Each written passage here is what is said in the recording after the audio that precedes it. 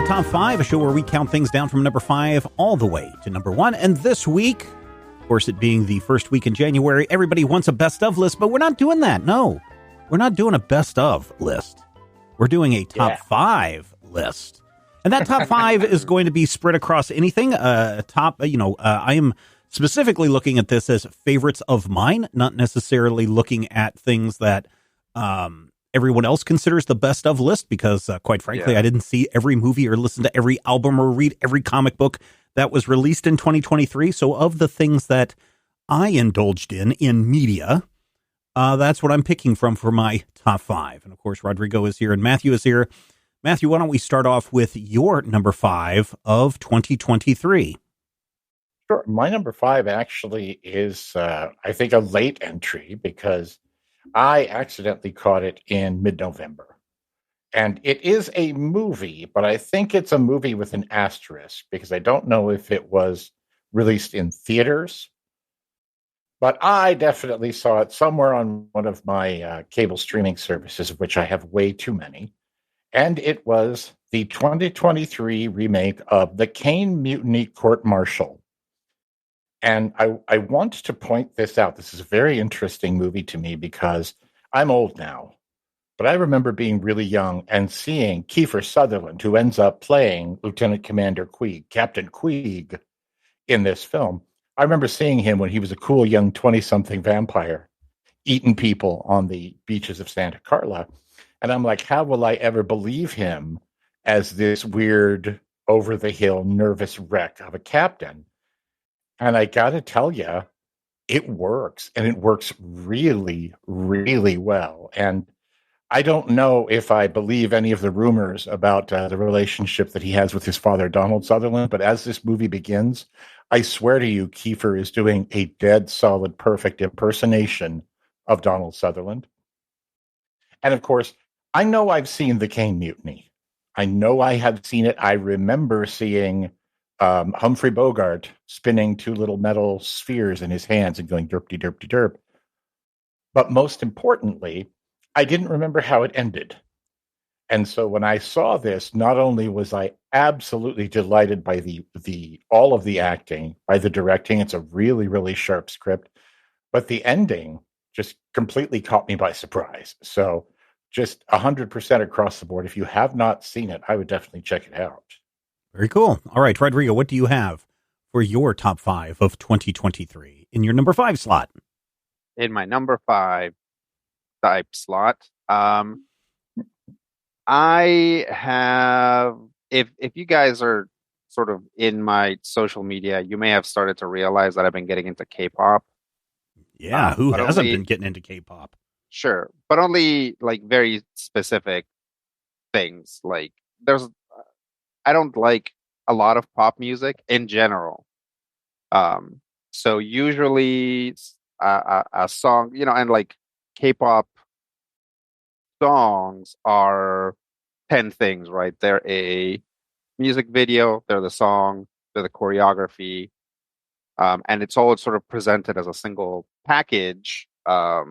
So out of all the stuff that I heard that came out in 2023, probably the one that I was most impressed by was a song called None of My Business by the band ITZY.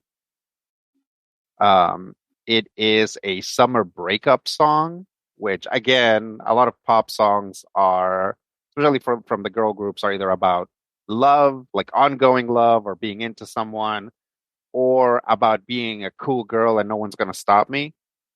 So it was nice to see like a vulnerable breakup song. Again, it's very like summer themed. So it's like, who hasn't spent a summer where they were like broken up at the end of the school year or something like that, and then had to deal with like the whole summer of feeling sad. So, good music video, good music, good choreography. This is one of a few songs that I would actually listen to by themselves without watching the video. There's a lot of songs that I like because of the choreography or because of like sort of like the whole package, right? It's like, this is something cool to sit down for 2.5 minutes to look at, because all K-pop songs are like super long. Mm-hmm. So, but this one, I can take any of the individual parts, and still enjoy them. So that's my number 5 of 2023. Very cool. All right. My number 5 is also in the music category. And while some people might put BTS or Blackpink on the top of their list, or maybe even Taylor Swift or the new Ice Spice album, I was totally surprised in October of this year when Blink 182 and Sigur Rós both appeared on my Apple Music list with new albums. And to be honest, I saw Blink 182 and I said, I thought that they kind of broke up. I didn't think that they were doing anything anymore. And so I started listening to the new Blink 182 album one more time, pretty much constantly since that album came out. There are some people that really dislike this album because they're just like, oh, here's a bunch of old guys trying to sound like they did when Enema of the State or Take Off Your Pants and Jacket came out. And we don't need any more of that. We want something new. And to me, I'm like, well, I kind of like the sound that they had with Enema of the State or you know, the other albums, you know, Dude Ranch. I want more. And what a great opportunity for new Blink 182 fans to go back and find out what their albums were called back in the day. Yes, right? Exactly. Right. But so that is also kind of part of the reason why I think some younger reviewers don't care for the Blink 182 album, because as I'm listening to it, I'm like, okay, it starts out with Anthem Part 3, which is definitely a response to Anthem Part 2. And I'm sitting there and listening to this. I'm like, okay, this is good. This is good. And then all of a sudden I start listening to the lyrics and I start listening to, what's the drummer's name? Baker, I think is his name. I'm like, Travis Barker. Barker, that's it. And I'm like, oh, they are a little slower, still good. And there seems to be a lot of melancholy in the lyrics and in the songs. Whereas when you listen to Enema of the State or Take Off Your Pants and Jacket, this was this thing of, we're not going to live forever, so screw you guys. And, you know, the skater punk attitude of Southern California kind of stuff that you got in their early albums. There's suddenly this realization in this album that it's like, oh, we aren't going to live forever. And there are regrets that they have about losing contact with one another, or going through tragedies, or going through breakups. And this time, instead of going through the breakup and saying, you know, screw it, I'm going to go do my own thing and I'll be with another girl. And yeah, I'm a screw up, but who cares? Nobody's going to live forever. Now it's like, I kind of do regret the breakups and the screw ups and the things that I did. And so this is, what's that? Quitting the Acrobats. Yeah, this is really one of those moments where it's like, oh, if you are of a certain age and you have been following Blink 182 since they first debuted, then this is the natural evolution of their music, right? This is something that makes sense to those people. If you're a 20-something or a 30-something listening to this, I don't think you have the perspective of the 20 or 30 years, 30 plus years that this band has been together. And suddenly it just all makes sense. And it's really good. There are a couple of really great tracks on the album. But overall, I really enjoy this a lot. So Blink 182's One More Time is my number 5 slot for music, my favorite music of 2023. Nice. All right, we are in our number 4 slot. Matthew, what do you have for number 4? That's actually not a joke, by the way. Travis Barker was an Acrobat. Yeah. Yep. Anyway, my number 4 has nothing to do with music because I'm old and there was no music this year as far as there's Blink 182 and Sigur Rós. Sigur Rós also had an album out this year, which is also very, very cool. So I don't think I've ever listened to a Sigur Rós album. It's a Scandinavian kind of instrumental new wave kind of stuff. I'm familiar with it, but no. I'm a nerd, and so my number 4 is a comical comic book from one of the big 2 companies, which is relatively rare for me, because anymore I find myself really gravitating towards weird off-brand comics, or in the case of things like, you know, your Mighty Morphin Power Rangers, I'm reading licensed stuff that comes from companies that are not in the big 2. But 2023 actually brought us one of my favorite books. It is called, after the main character, Scarlet Witch, Volume 3. I think the Volume 3 may actually be unspoken. But if you've been paying attention, you know that there was wacky craziness going on within the X-Men titles throughout 2023. And so even though the Scarlet Witch is sort of the daughter of Magneto. Not really. It turns out they're not related. And sort of an X-Man. Not really, even though her brother was for a while. She ended up being a character that they called, I believe, the Redeemer of Krakoa. And what that has basically meant is that she has come into her power. She's finally accepting her full power. She has opened a little shop somewhere in, I don't know, I think it's in Manhattan or upstate New York.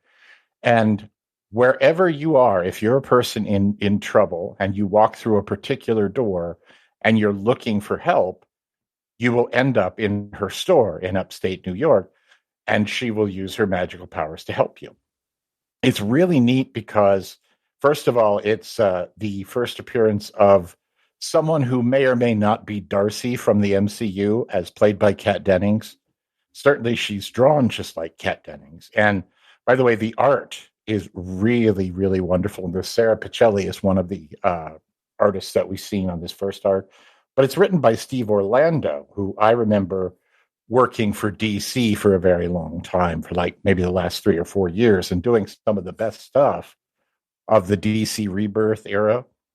But if you haven't been checking it out, it's definitely it's that just that moment where she kind of gets a power, not necessarily a power boost because it's always been there, but people just finally are starting to admit and recognize the level of power that the Scarlet Witch holds. There's a beautiful moment where she comes face to face with Nightmare, who has vexed Doctor Strange for years and years and years. And Nightmare's like, do you think that, you can do this, little mutant girl? And she's like, not a mutant, not little, not a girl. And it's a really, really strong just character piece for the Scarlet Witch. I feel like it may be what she needs to finally be centered as something other than, what she's been since about 2005, which is the crazy girl. So a plot device. My number 4, Scarlet Witch. Yeah, exactly. Well, Bendis's arc made her everybody's crazy ex-girlfriend. So everything that she did seemed to be centered around, she used to date the Vision. She used to date Hawkeye. All of these things are happening. And so she's like the crazy ex that they all commiserate about. And I hated it. And now she's literally a peer of Doctor Strange, and he treats her as an equal. And it's the weirdest and most wonderful thing you're going to read in a while. So cool. Rodrigo, what do you have for your number 4 slot? My number 4, I think, is going to surprise people that it's as low as it is. But you have to understand that I'm not a Zelda guy. I played Ocarina of Time, and I played a little bit of Majora's Mask, and I played, I played Breath of the Wild, and I thought it was a fantastic game. And so when Tears of the Kingdom came out, I did the same thing that I did with Breath of the Wild. I didn't go out and buy it. And I waited until, literally I started playing it right after Christmas, because I got it for Christmas this year.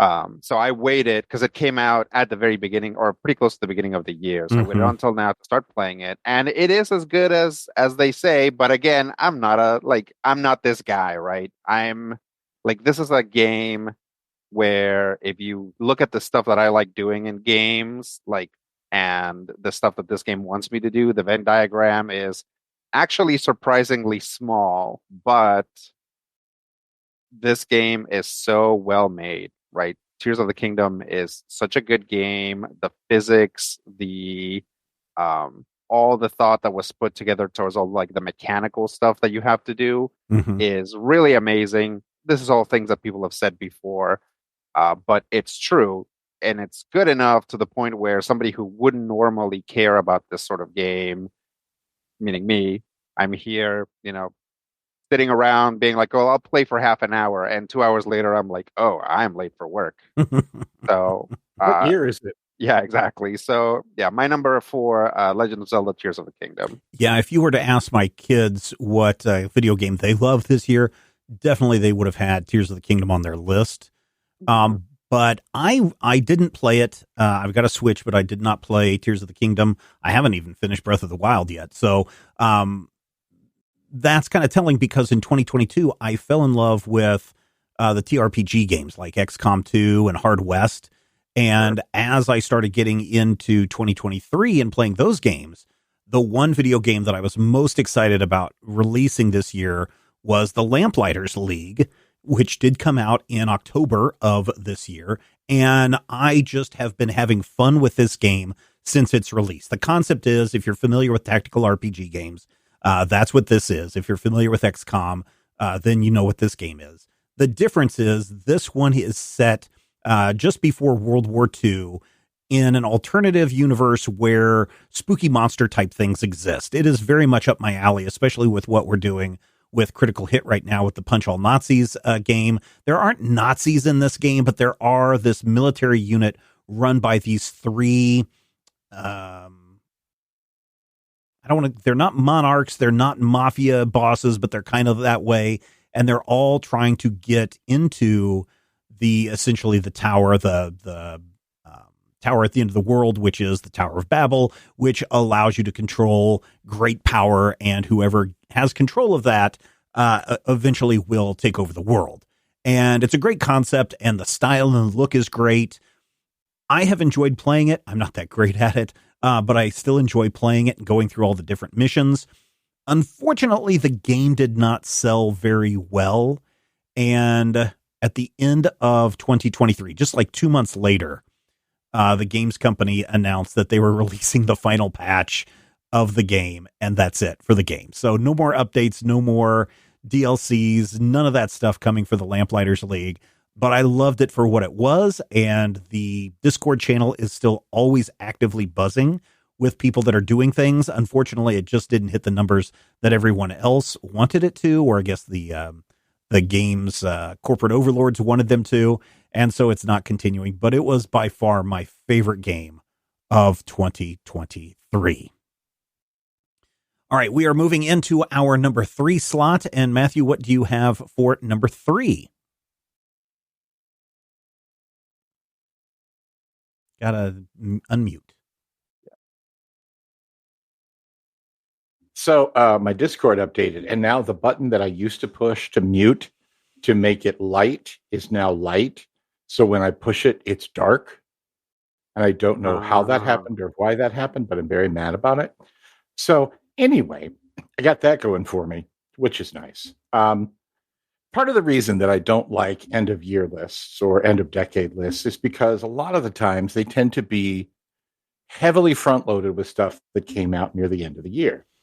You know, the Oscars are always like, here's the stuff that came out 3 weeks ago, and everything that came out at the beginning of the year, we probably talked about last year. But I believe in like late January of 2023, we got one of the most wonderful series that I've seen on television in a long time.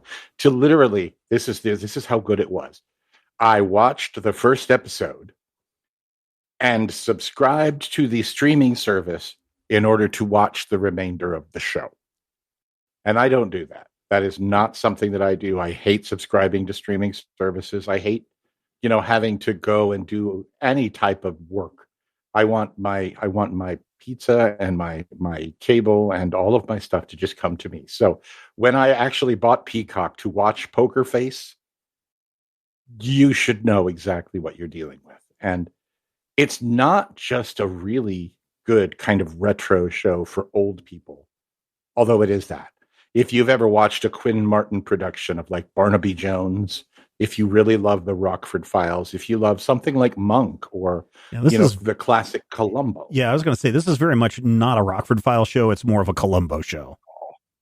But I feel like it has the same sort of vibe in that it's not a mystery show, and yet it's got these elements to it. In any case, it is just a tour de force for the main actress. Natasha Lyonne is just killer in this show. And everybody who shows up as a guest, everybody is, hey, it's that guy. There's actually a wonderful episode where we go to Texas and we meet this barbecue guru. And I'm like, okay, who are they going to have playing this big giant barbecue guru? And it turns out they have Lil Rel. And that is just incredible. it's such great casting across the board. And as the show goes on, I think there's only like 8 episodes. No, actually, it looks like there's 10 episodes of season 1, but every episode has something just absolutely weird and endearing and different about it. And I still quote bits and pieces of it. There's a point where Hong Chao, of all people, is playing an over-the-road trucker hopped up on some sort of goofball. And she's talking to Natasha Lyonne, and there's this moment of awkward silence. And Hong Chao is like, so I'm getting the whole not gonna hook up here vibe.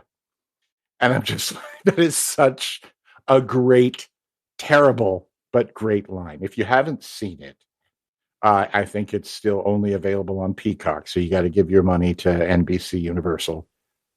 But I say honestly, it's worth it. If you have not seen it, I want you to check it out. If you have seen it, I want you to yell, "Oh heck yeah!" on the bus or in your car, wherever you are, and let your kid or the bus driver yell at you. My number 3, Poker Face, great show. Everybody was talking about it for like a minute and a half, and then the world changed, and no one's heard of it again, I guess. Well, I mean, I think like most of us, we subscribed to Peacock so we could watch Poker Face, and then immediately after Poker Face was the last episode aired, I went and canceled my Peacock subscription. So I think while it's a very, very good show. Did you watch the Saved by the Bell reunion where they're like, "Oh, Screech died"? Oh, it was so sad. I watched, the only thing that I paid on the Peacock streaming service was Poker Face. Everything else was not anything that I watched, including any of the Star Trek, I guess, was over on Paramount. But that's the only thing I watched. And literally after it was over, I canceled it. It's a Ryan Johnson joint. I think, if I'm not mistaken, and I might be, we might see Poker Face hit regular broadcast television this year because of the strike. And everybody is scrambling to try to fill stuff. Like Only Murders in the Building is going to be airing on broadcast television, as are a bunch of other things. So there's a good chance that people are going to see it. But it was a very good television show, and I enjoyed it. So there you go. Yeah. Rodrigo, what do you got for your number 3? My number 3 is an anime type cartoon show. I came across it. I started seeing advertisement for it before it came out, and I thought it looked really interesting. The issue was that it's a zombie apocalypse show, and I was honestly tired of zombies before, like, The Walking Dead, the comic, came out. Right, like we had already been exposed to a lot of zombies in those years. But the basic premise of the show really made me curious to watch it. And the premise is the main character works, set in Japan in the modern day, works at an office that is extremely exploitive. Like all he does all day is go to work and then come home and try to sleep and doesn't get any sleep. Just like stares at his TV or his computer, then goes to work the next day. It's awful, right? I don't know if you guys have seen pictures of those like little tiny Japanese apartments. Right. And those little tiny Japanese apartments just like completely covered in like garbage bags. Like this is how he's living, right? He's like been completely ground down to nothing. And then the zombie apocalypse happens. And as he realizes it, and as he's being chased down by a pack of horrifying zombies, he realizes he doesn't have to go to work today. And it is the best day of his life. And that's how this starts. And it just goes from there. It has some really wacky things that happen. It has, as you might expect from zombie media, some like serious stuff that happens. A lot of introspection. It starts out by basically saying we live in a toxic work culture, right? And where do we go from there? What would you do if all of a sudden society fell apart? And I can certainly tell you that when he said, I don't have to go to work anymore, I thought, well, I never thought about that. It's like if society did collapse, I wouldn't have to go to work. It's like, that's a plus for the downfall of society, I guess. But yeah, I strongly recommend that you guys check it out. It's mostly cute and funny. But if you want to get into it, if you want to like look at it analytically, there's a lot of stuff there to look at. And the whole time I was kind of expecting it to kind of drop the ball sort of thematically, that it was going to start strong, but then it was like maybe going to come back around to like, well, yeah, but we need to work and blah, blah, blah. But it doesn't. It actually kind of gets more anarchic as it goes. So I actually really appreciate it. So yeah, Zom 100, it's on Netflix. There's also a movie. I haven't watched that, like a live action movie.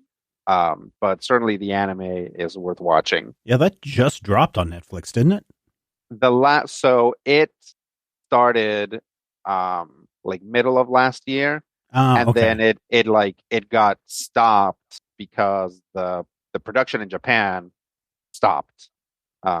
So this year, or not this year, but on Christmas, they dropped the last 3 episodes. Okay. So if you heard buzz about Zom 100 again in the last few days, that's why, because we were waiting for the season or for the last 3 episodes, and it turns out the last 3 episodes are a 3-part season finale. Nice. So yeah. So yeah, I saw a lot of the buzz, and I was like, oh, I should sit down and watch this. I'm sure my youngest would enjoy watching this because he likes all thing anime, and he would probably get a kick out of this. But we didn't get around to watching it yet. So if it made your best of list, I'm sure we will sit down and watch it at some point. So yeah, Zom 100. All right, comic book time for me. Read a lot of comic books in 2023, and I usually avoid the capes and tights type stuff, not just because I hate them. I mean, I spent a lot of time over Christmas catching up on Spider-Man over at Marvel Comics. This year, I did enjoy the Infield Gang Massacre, which is part of that Texas Blood series. The Ed Brubaker and Sean Phillips, Where the Body Was, dropped at the end of the year, and that was great. However, my favorite comic of 2023 is the Conan the Barbarian series over at Titan Comics by Jim Zub and various artists. I feel like this is really a great adaptation of Conan stuff. I've enjoyed stuff that Dark Horse has done. I've enjoyed stuff that Marvel has done. I enjoyed stuff that Dynamite kind of did. But it feels like if you follow Jim Zub and you know what he's been working on the last couple of years, D&D stuff and those kinds of things, it feels like everything Jim has been working for was leading up to his run on Conan the Barbarian. And I have just loved it top to bottom. It kicked off in August of 2023. And I think the new issue 6, I think launches on January 3rd, 2024. So he's not really gone through it in complete giant arc yet, but he gets it. He gets Conan the Barbarian. And if you follow him on Twitter, you see him talking about it and him talking about when he read the original books and other things that influenced him to bring this together and other Robert E. Howard things that he would like to do. It's just a really good series. And if you're into barbarians and fantasy and you like Conan the Barbarian, then you should definitely check out this comic. And you know what? If you're a fan of Conan the Comedian, hey, go check out this comic too, because you might like it as well. But Conan the Barbarian definitely made my favorite of 2023 in the comic book category. Before we get into our top 2, I just wanted to say, hey, we have a Patreon page, patreon.com/major spoilers, where you can go and you can support shows like Top 5 and other shows in the Major Spoilers Podcast Network. We're hoping that in 2024, if you have not yet become a patron for a mere $5 a month, that we hope in 2024 you take the time. And now is the best time. The beginning of the year, make those New Year resolutions. I want to support favorite podcasts, and I love Top 5. $5 a month keeps this show going throughout the year. And you can even sign up for a full year in advance. So commit the $60 now and enjoy Top 5 for the entire year guilt-free. And if you're not feeling any guilt, then you should be, because we work hard to put this show out. And you need to come in and make sure this show continues, Patreon.com/major spoilers is where you want to go. And now, Matthew, we are into our number twos. Again with the mute switch. I hate Discord. Okay, so 2023 was a year for me of occasional sadness because my kid went off to school. So before they went off to school, we did a whole bunch of cool dad-kid stuff. And one of the things that we did, probably the stupidest thing that we did, was we went to a local movie theater, which is always stupid. But we did this at a certain point, and I want to say that it would have been early June, would have been the beginning of summer, and we sat down and we watched the entirety of The Flash, and then walked across the hall, bought another ticket, and sat down and watched Spider-Man Across the Spider-Verse. One of these movies is my number 2 film. The other of these movies is an abomination.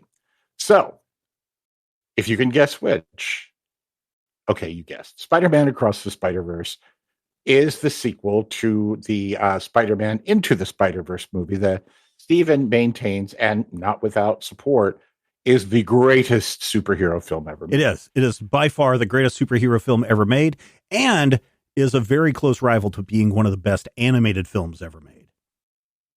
The Across the Spider-Verse adds a lot, I think, to the original, but it also adds it in a way that I like it, and it really does feel like the traditional sequel movie from when I was a kid.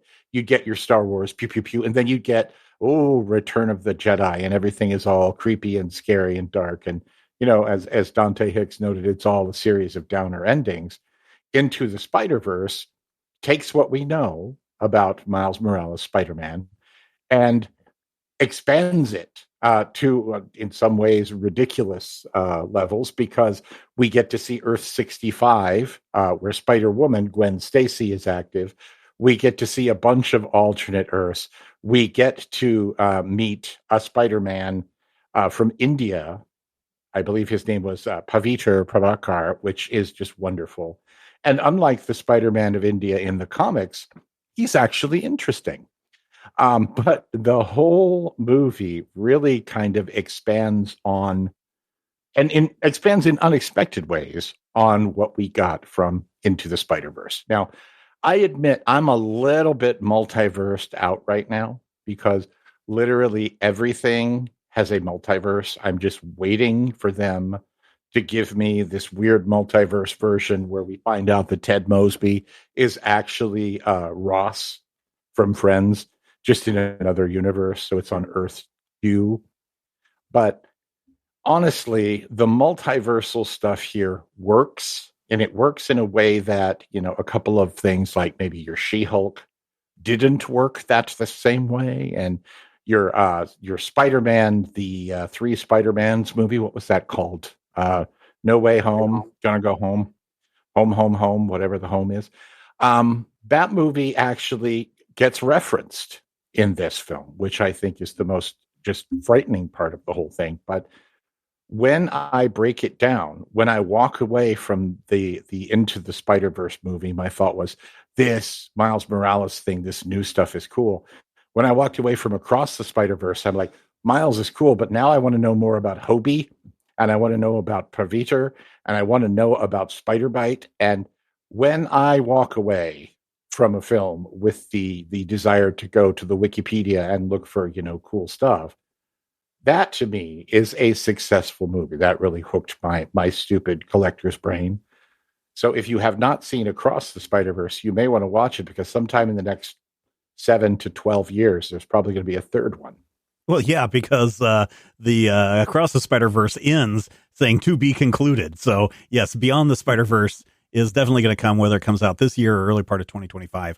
We are going to have to wait on that. I find it funny that there were people on Twitter that was like, this was a great year for the box office, even though there were no Spider-Man movies or no Marvel movies to be seen. And I'm like, what are you people? You're all idiots. Spider-Man Across the Spider-Verse came out, and it is my number 1 movie of 2023. It is by far the best thing. Now, again, that I saw. I didn't see Oppenheimer. I didn't go see Barbie because I don't go to our movie theater because it sucks. But by far, Spider-Man Across the Spider-Verse is the best thing that was out there that I watched. Now, am I going to watch Oppenheimer or Barbie? Probably not. I have kind of, I think, run the limits of, or gone the limits that I can with Christopher Nolan and some of his nonsensical stuff. And so probably will not see that, but I know a lot of people are very excited about Oppenheimer and Barbie. And that's great. I'm glad. I'm sure that those two will get a lot of nominations and whatnot when it comes time for the award season. But I think a lot of people just forgot about Spider-Man Across the Spider-Verse and thought that it came out in 2022, when in fact it came out on June 2nd of 2023 and was good. I wish that they would have said somewhere in the promotions that this was a cliffhanger and that you would have to see the second movie or the third movie in this trilogy, because I know a lot of people went in not knowing about the cliffhanger and then being very angry and disappointed on that opening weekend. At least with Dune, they had the smart sense. The very first thing that you saw as the movie started was Dune Part 1, right? And so you kind of knew right away, oh, so this is I'm going to have to come back for another part. They didn't do that with Spider-Man Across the Universe, Across the Spider-Verse. And I think that is something that did irritate a lot of people. Unfortunately, because of the way that this movie is produced, Lord Miller didn't have a movie ready to go when the actors strike and the writers strike started. And so that movie was supposed to come out like now, but actually April of this year. But now they've put it on hold because they don't know when it's going to be finished. It'll be finished because Sony has a lot of money riding on keeping the Spider-Man franchise, but it's going to be later than sooner before we get the final Beyond the Spider-Verse movie. So Spider-Man Across the Spider-Verse, my number one movie of 2023. Well, let's go back to our number twos. Rodrigo, what do you have for your number two? My number two is Fire Emblem Engage, which is a Switch game. Again, I feel like if most people got a hold of my list, they were like, you're ranking Fire Emblem Engage above Tears of the Kingdom. And here's the thing. Engage's Venn diagram with the stuff I like is almost a perfect circle. There are plenty of things about Fire Emblem that annoy me or that I don't like, but they are the stuff that I like, especially that I like with Engage, are really minor in comparison. A lot of people came into Fire Emblem a few years ago with Fire Emblem Three Houses, and it just blew people away. I think it was like right before the pandemic started, so people had a lot of opportunity to play it and get into it. I don't remember. Don't quote me on that. But again, like the sort of like three pathway story really blew people away. When they came in for this, they're like, wait a minute, where's this like magical storytelling that I was expecting?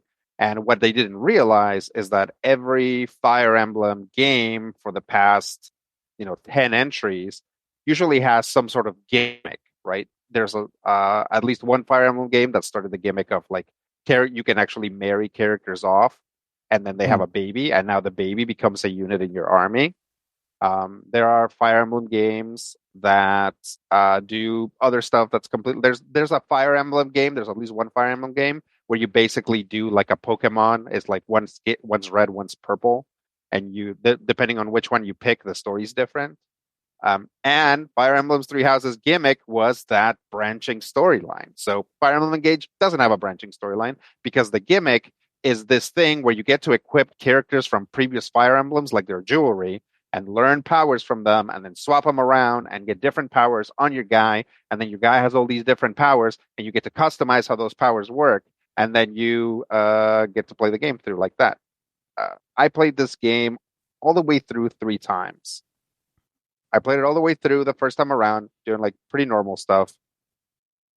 The second time, I was like, okay, now I understand this game. I'm going to really get into it. And as I was playing it in the easy difficulty, because Fire Emblem hard difficulty is pretty tough, and often the medium difficulty is very tough.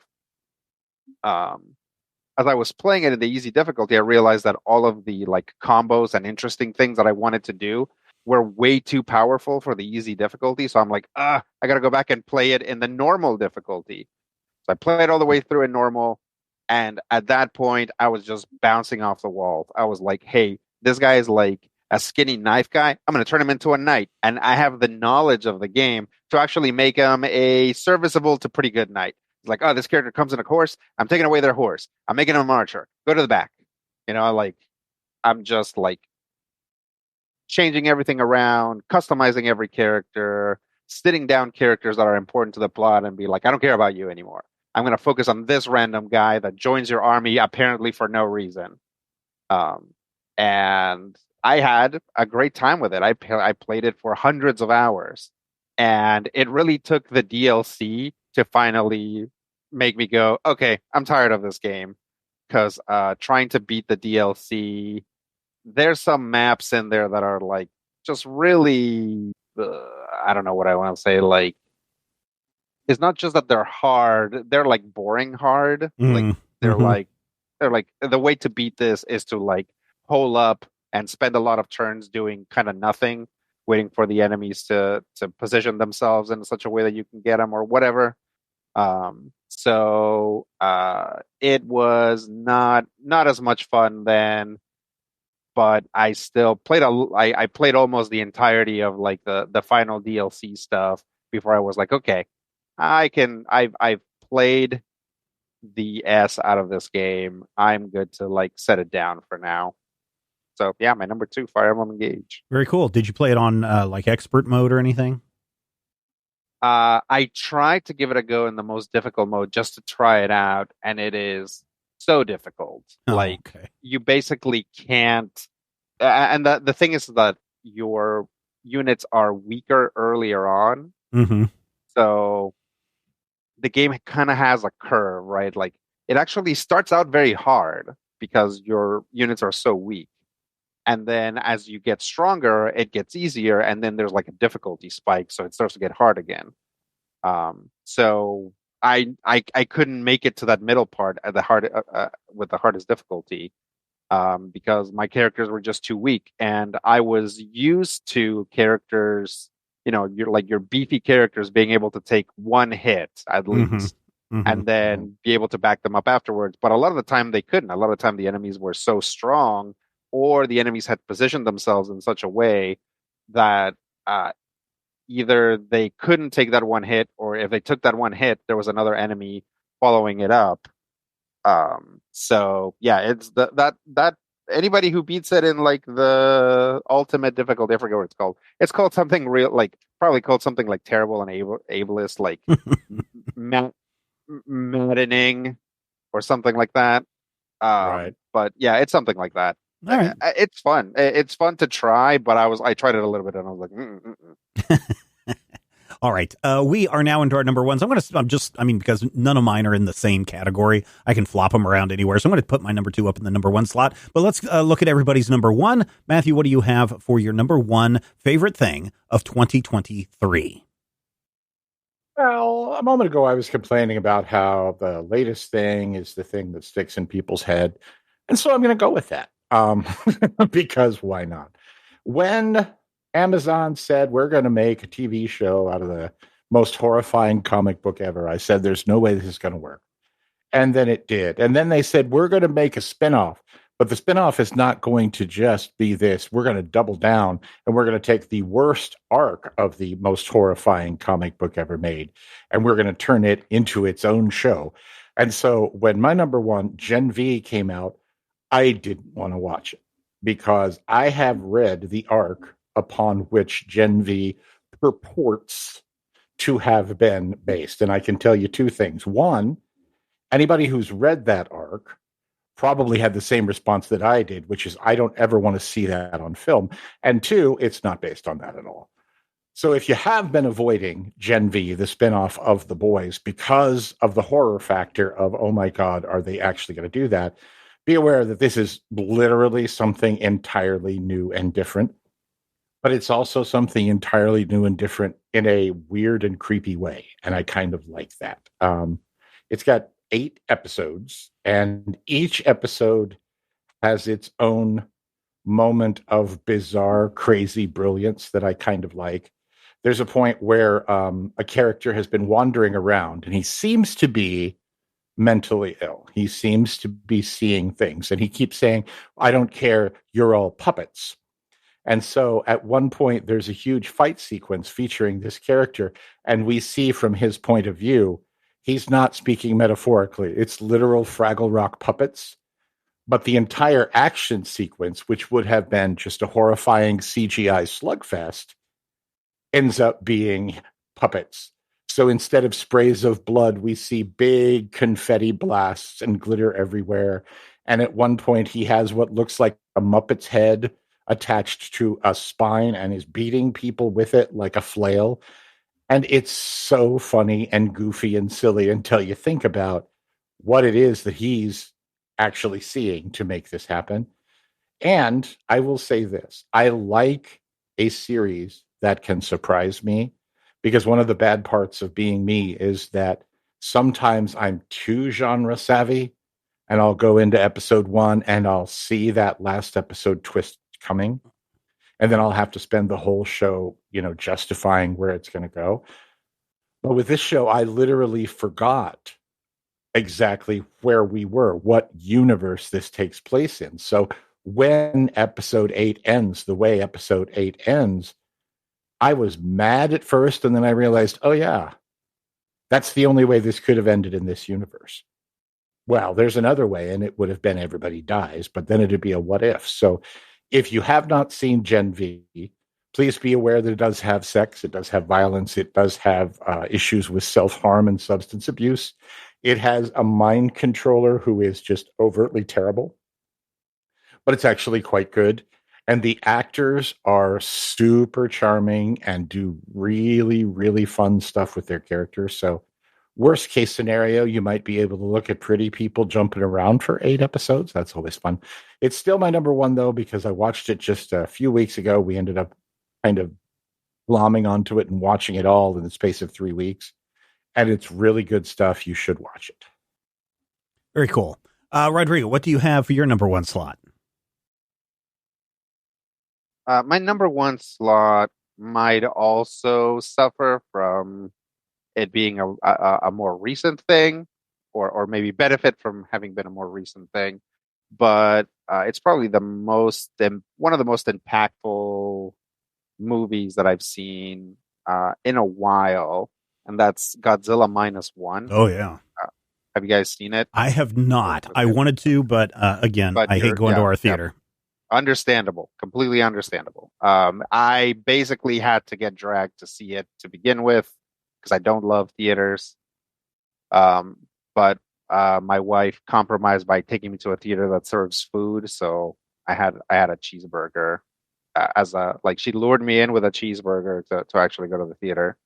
But once I was there, I was very happy to have been so ruthlessly tricked into going to the theater, because Godzilla -1 is a really fantastic movie. I think basically the 99, was it 99? The Godzilla, 98 Godzilla from the United States kind of broke. Kind of broke Godzilla. And it broke Godzilla for everyone. Like the Japanese saw that movie and they were like, what's happening? Who are we?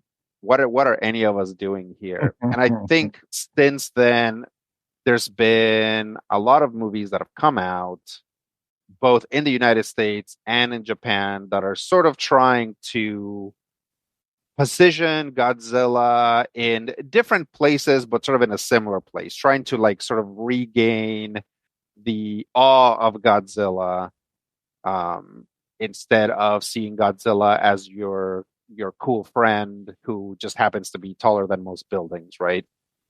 Which is certainly a direction that movies and TV shows went for a long time. Godzilla -1 is a retelling of the very first Godzilla movie. And unlike something like like the Godzilla King of Monsters movie, it is a small story. Godzilla is the first time you see Godzilla, he's not very big. I mean, he's big enough to be horrifying, but that's the thing, because it does such a good job of keeping you at the scale of the people involved and getting you into the heads of the people involved. Godzilla is always just absolutely horrifying. There are so many scenes that, like, I close my eyes and I think about that scene and I'm like, good Lord, like, is Godzilla a scary thing? Like, the idea of something that's this big, the idea of something that's like this angry at buildings, you know? So yeah, it's like, it has a great cast, it has a great story, and it has a great ending. And after watching it, I was like, wow, that was amazing. I hope they don't try to do this with any other Godzilla movie. I hope that Godzilla minus one just kind of becomes its own little thing that we can go back and watch. I hope, because it was way more successful than they expected, right? It was, especially here in the States, it was only going to run for like a couple weeks. And then through word of mouth, people went to see it and they were like, oh, so I think it might actually still be I think it still is in theaters. Yeah, I think it is. It's not in our theater. Yeah, it's not in our theater. It left the Thursday before Christmas, but it was here for like 3 weeks. I've got a student that is like a mega Godzilla fan and was just like, this is the best Godzilla movie ever. It's probably even better than the original Godzilla. He knows Godzilla inside and out. And so he had nothing but good things to say about this. Yeah, it's really good. Mega Godzilla was the robot, though, I think. The what? Mega Godzilla was the robot guy. Mecha Godzilla, yeah. Mm-hmm. Yeah, okay. The robot. Okay. Yeah, it was a joke. Okay, never mind. Yeah, it does for Godzilla fans, because you might be like, well, going back to the original Godzilla, what does that do for new Godzilla fans? It re-envisions a lot of how Godzilla works. So the first time you see Godzilla use his breath weapon, it's like, it's different. It's a different experience. And it's like, oh my God, if this is the way that Godzilla works now, like, you just start doing like things in your head. Like, it's like, oh, well, oh crap. Oh no. Yeah, definitely. It was, my wife loved it. My wife has, she got into Godzilla with like the sort of new American Godzilla movies, like Godzilla King of Monsters, Godzilla versus Kong. Oh yeah. And she's probably pretty excited about the upcoming Kong and Godzilla buddy cop thing. She's excited about Kong x Godzilla. As a long time internet shipper, she's very excited that they're just openly going to do that. But this movie just like reset her brain. Like, it just like recategorized all of the Godzilla stuff that she had seen before.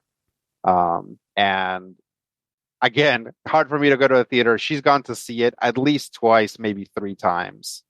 So that tells you something. It's for the whole family. Yeah, there you go.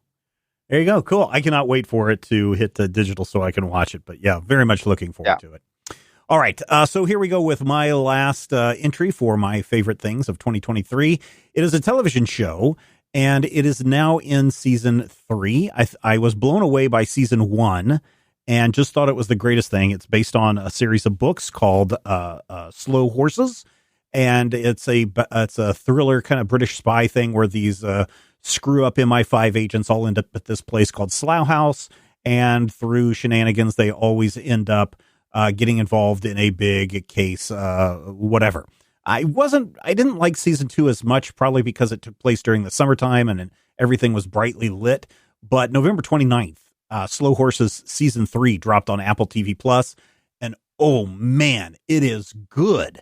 And I think season 3 is the point where so many other people suddenly realized, oh, Slow Horses is the thing that I should be watching. Gary Oldman's a really great actor. And it's like, yeah, he is. And all the people that are in it are great actors. And the stories are good. And actually, I've been starting to read the books in the series as well. And I just watched season 2 again after reading the book. And I thought the book was better than the season 2, but I understand why they did it. Season 3 just is a total changer in how they approach spycraft in the modern age. And it is very good, has you on the edge of your seat. Dr. Brad Will was like, don't tell me anything that happens.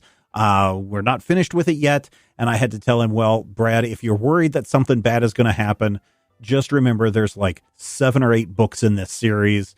And Slow Horses has already been renewed for season 5. So you don't have to worry about the show being canceled. So, Slow Horses season 3, really good. If you like the spy thriller stuff, if you're a fan of Gary Oldman, then you definitely need to check out this show. It is a banger, as the Brits would say. So there you go, ladies and gentlemen. Our top 5 of 2023. What are some of your top 5 things of this past year in media? Right? Not like, oh, I got a new job. That's great. We're very happy for you. But we're specifically talking about in media that you were exposed to in 2023. Here's how you can participate in this little show that we have. It's called Discord. So go over to our Discord server. There's a link in the show notes. Jump into the top 5 channel. Everybody will already be talking about their top 5 things. Why? Because everybody loves a list, and we will talk with you soon.